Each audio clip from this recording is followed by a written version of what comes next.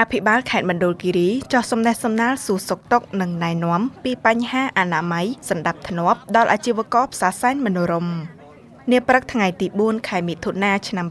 2026នេះឯកឧត្តមកុងកំនីអភិបាលនៃគណៈអភិបាលខេត្តមណ្ឌលគិរីបានដឹកនាំមន្ត្រីក្រមអាវ៉ាតនិងអាជ្ញាធរមូលដ្ឋានចោះជួបសំណេះសំណាលសួរសុខទុក្ខផ្ទាល់ជាមួយបងប្អូនប្រជាពលរដ្ឋនិងអាជីវករដែលកំពុងប្រកបរបរលក់ដូរនៅក្នុងផ្សារសែនមនោរម្យនៅក្នុងឱកាសចោះសាកសួរសុខទុក្ខនោះឯកឧត្តមកុងកំនីអភិបាលខេត្តបានសម្ដែងនៅការគិតគូរនិងក្តីនឹករលឹកយ៉ាងជ្រាលជ្រៅចំពោះសុខទុក្ខនិងជីវភាពរស់នៅប្រចាំថ្ងៃរបស់បងប្អូនអាជីវករក៏ដូចជាប្រជាពលរដ្ឋទាំងអង្គជាមួយគ្នានោះដែរឯកឧត្តមបានជជែកយ៉ាងស្និទ្ធស្នាលស្វែងយល់ពីការលក់ដូរនិងបាននាំនៅការផ្ដាំផ្ញើដ៏មានសារៈសំខាន់ដល់បងប្អូនប្រជាពលរដ្ឋឯកឧត្តមបានណែនាំនិងជំរុញឲ្យបងប្អូនអាជីវករទាំងអស់ចូលរួមទុកដាក់កាកសំណល់និងសម្រាមឲ្យបានត្រឹមត្រូវតាមក្បួនខ្នាតដើម្បីរក្សាបាននូវសោភ័ណភាពផ្សារបរិស្ថានស្អាតនិងការពារសុខភាពខ្យល់ដង្ហើមរបស់អ្នកលក់និងអ្នកទិញហើយត្រូវរៀបចំសម្ភារៈនិងទំនិញលក់ដូរឲ្យមានរបៀបរៀបរយមិនត្រូវរំលោភ